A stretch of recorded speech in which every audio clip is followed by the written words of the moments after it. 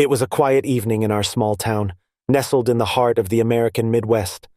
The tranquil streets were lined with quaint houses, and the comforting hum of cicadas filled the air. But beneath the surface of this idyllic facade, a creeping dread had begun to take hold. I couldn't quite put my finger on it at first, but something about the people around me had changed.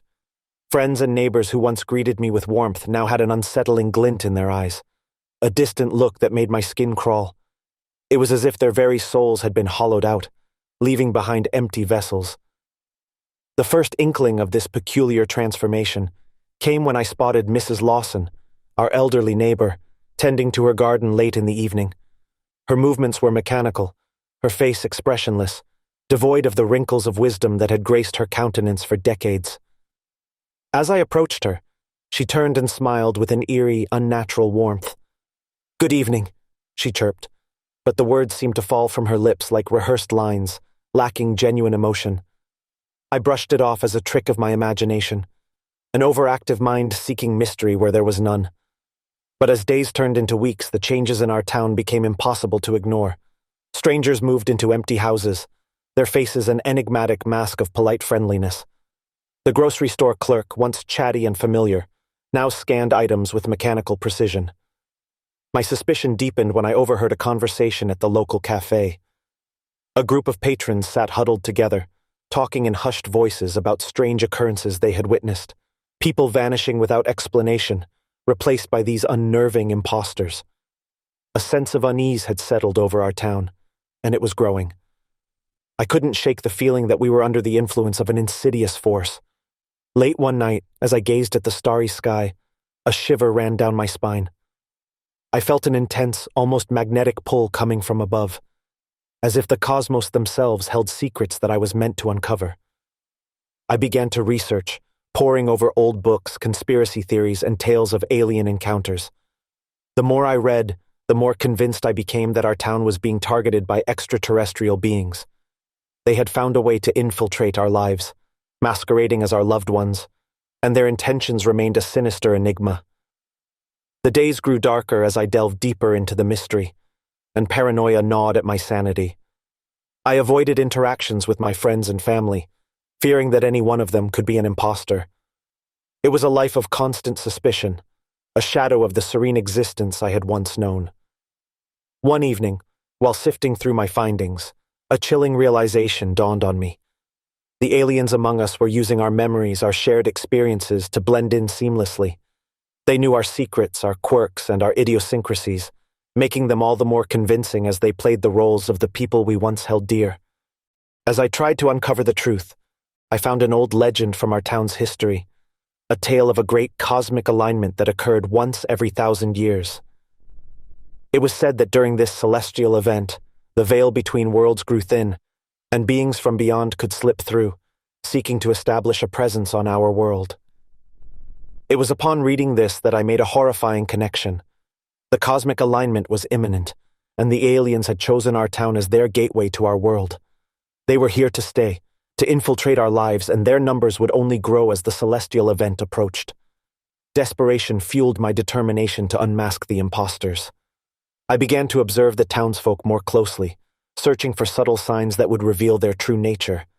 The way they blinked, the way they moved, anything that might betray their inhuman identity. As I uncovered these subtle nuances, my fear only deepened. The aliens had perfected their mimicry, and I realized that I might be the last line of defense, the only one who could see through their charade. But I had no one to turn to. Trust had become an elusive concept in this town where deceit had become the norm. Alone and burdened with the knowledge of our town's impending doom, I embarked on a perilous journey to uncover the aliens' true weakness.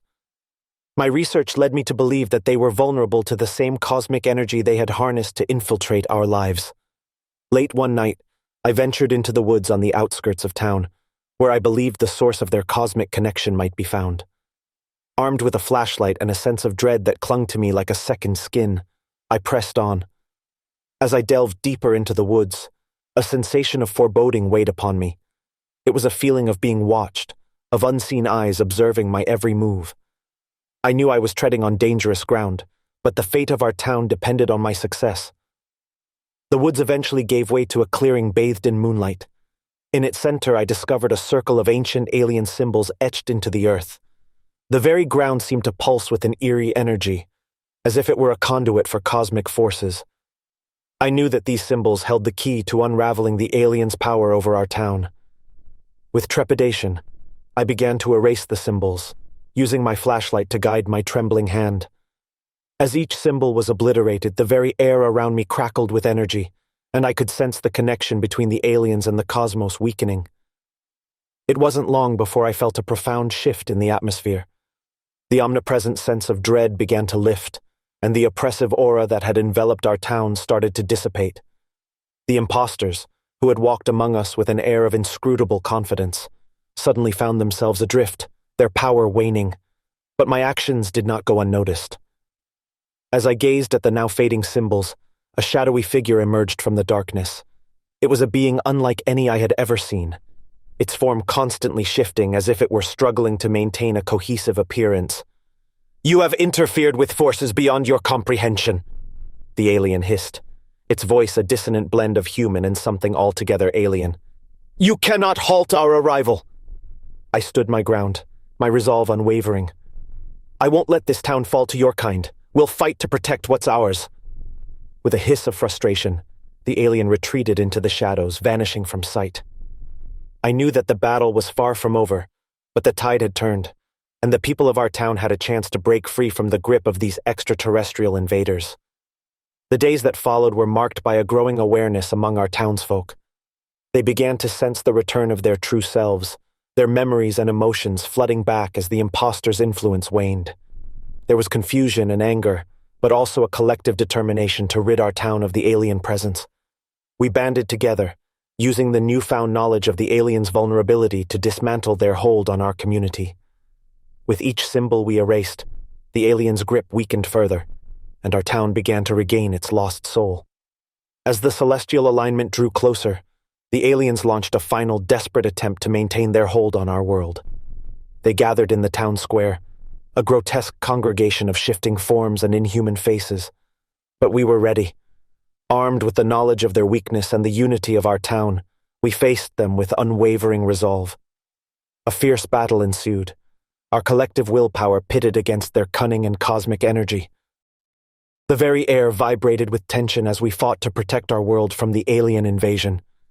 In the end, it was the strength of our human spirit that prevailed. With a final defiant act, we erased the last symbol, severing the aliens' connection to our world.